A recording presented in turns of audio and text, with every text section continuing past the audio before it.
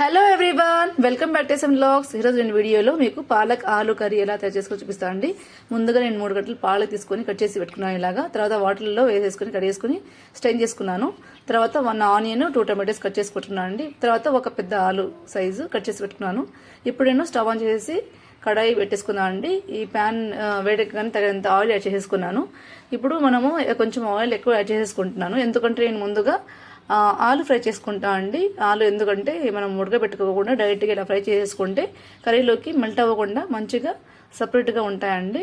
So ఇప్పుడు వచ్చేసి నేను ఆలు కూడా ఎక్కువ ఫ్రై చేయను, deep fry, just light golden colour రావాలండి. అంటే అప్పుడు మనకు సగం ఆలు వచ్చేసి ఉడికినట్టు అయిపోతుంది.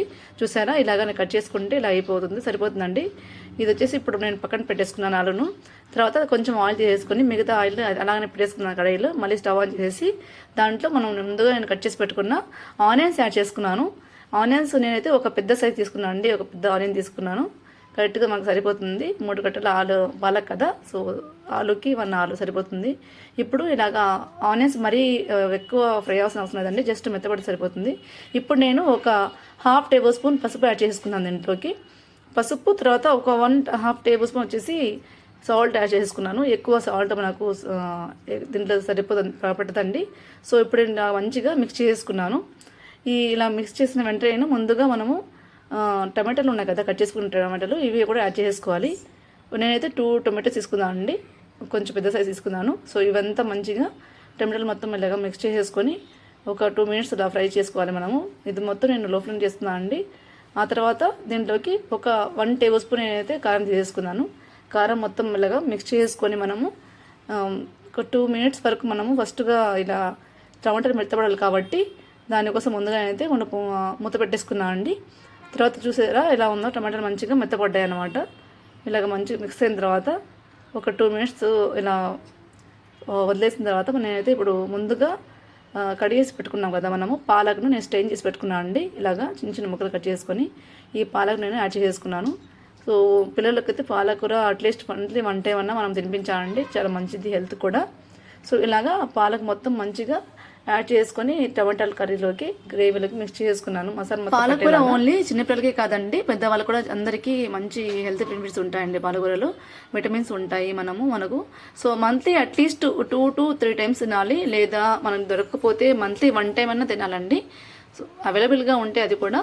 సో ఇలాగా మంచిగా మిక్స్ చేసుకొని తర్వాత నేను మూత పెట్టేసుకున్నాను అండి.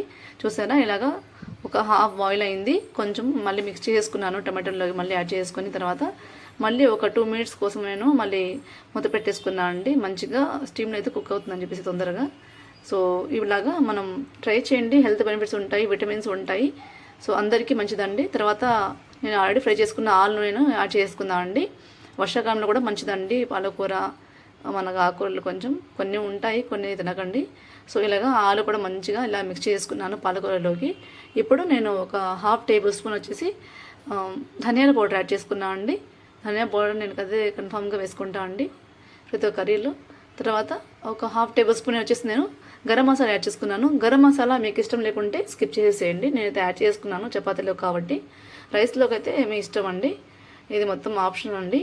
సో ఇలాగా ఇది మొత్తం మంచిగా మిక్స్ చేసుకున్నాను. సో ఈ మసాలా మొత్తం మన కర్రీలోకి యాడ్ చేసుకోవాలి.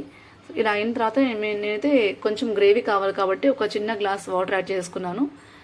రైస్లో అయితే కూడా మనకు గ్రేవీ ఎక్కువ అవసరం లేదండి, ఇది పాలకూర కర్రీ కాబట్టి. పాలకూర పప్పు అయితే వేరే విధంగా ఉంటుంది, కర్రీకి అయితే కొంచెం వాటర్ సరిపోతుంది. ఆల్రెడీ ఇది ఉడికిపోయింది కదా, మళ్ళీ మూత పెట్టేసుకున్నాను. సో స్టీమ్లో నాకు ఉడకబెట్టడం ఇష్టం అండి. కుక్కర్లో ఇలాగా మూత పెట్టేసుకుని ఉడకబెడితే మనకు మంచిగా కుక్ అవుతుంది. చూసారా, ఇలాగ ఆయిల్ మొత్తం మంచిగా సెపరేట్ అయిపోతుంది. ఇప్పుడు మనం ఆలు చెక్ చేసుకుంటే ఆల్రెడీ మనకు ఫ్రై ఉన్న ఆలును ఇప్పుడు యాడ్ చేసుకుంటే కొంచెం మంచిగా మెత్తపడిందండి. మొత్తం స్మాష్ అవ్వకుండా ఇలా ముందుగా ఫ్రై చేసుకుంటే స్మాష్ అవ్వకుండా కర్రీలో ఇలా సెపరేట్గా ఉంటుందండి. మనం కుక్కర్లో యాడ్ చేసుకుంటే మంచిగా మెత్తపడిపోతుంది. సో అంతే అండి, ఆలు పాలకూర ఆలు కర్రీ అంతే అండి. తర్వాత నేను కొత్తిమీరతో గార్నిష్ చేసుకున్నాను ఇలాగా. సో నేనైతే చపాతీతో ఇలాగా మేము తిన్నామండి, చాలా బాగుంది. మీరు కూడా తప్పకుండా ట్రై చేయండి, ఈ విధానం మీకు నచ్చితే. సో మీరు ట్రై చేయండి, మీరు కూడా తినేసి తర్వాత నాకు మీ కామెంట్స్ నాకు పంపించండి. తప్పకుండా మీరు ప్లీజ్ మా వీడియోస్ను లైక్ చేయండి, షేర్ చేయండి, సబ్స్క్రైబ్ చేసుకోండి. Thanks for watching.